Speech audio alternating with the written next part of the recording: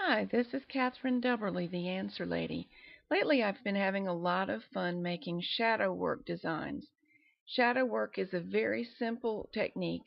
I think it's one that I invented, and it's based on the stockinette stitch on the double knitting board. The pictures that you're about to see are of some of the many things you can do with shadow work. It creates wonderful texture. And sometimes it looks a little bit lacy, particularly if the fabric is loosely knitted, and sometimes it can mimic cables. It also makes a wonderful texture for dishcloths because everything that adds bumpiness adds to the cleaning ability.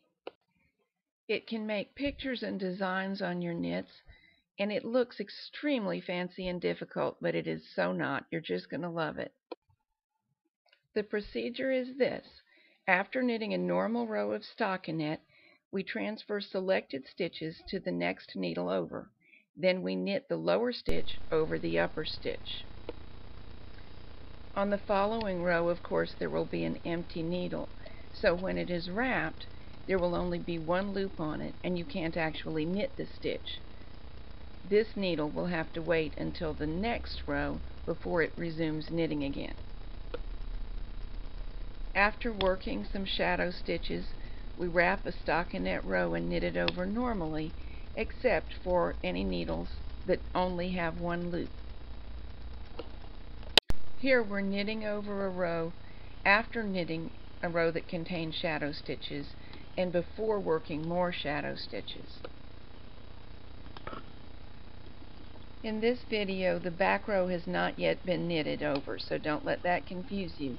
But we're pointing out the stitches on the front board that can't be knitted over because they contain only one loop, since shadow stitches have been worked on them. What you have seen so far is all worked on the front board, but we can also transfer stitches on the back board to make a little valley that will surround a cable and really set it off dramatically. First, we're going to cross a 1 stitch by 1 stitch cable here. My first move is to move a stitch to the left where I don't actually want it. I'm just going to hold it on that needle so that I can cross a stitch from right to left, then pick up the original stitch and cross it from left to right. So now the two stitches have changed places with one another. Next, I'm going to move the stitches on either side of the cable to the back board and knit the lower stitches over the upper stitches. You're going to see me have a little trouble here, and there really isn't normally any trouble. My problem is that I'm holding the camera in my left hand and knitting one-handed. I'm doing this because I just could not get the view I wanted with the tripod, and I'd rather let you see me struggle than not let you see it properly. With two hands available, as I usually have, I just hold down that naughty loop with my left index finger while I knit over it with the tool in my right hand. And that's all there is to it. Shadow stitch patterns will tell you which specific stitches to knit over and which direction to move them and to which board in order to get the fancy effects.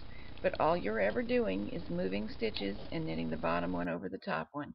Now anybody can do that, and I hope you have a lot of fun doing it.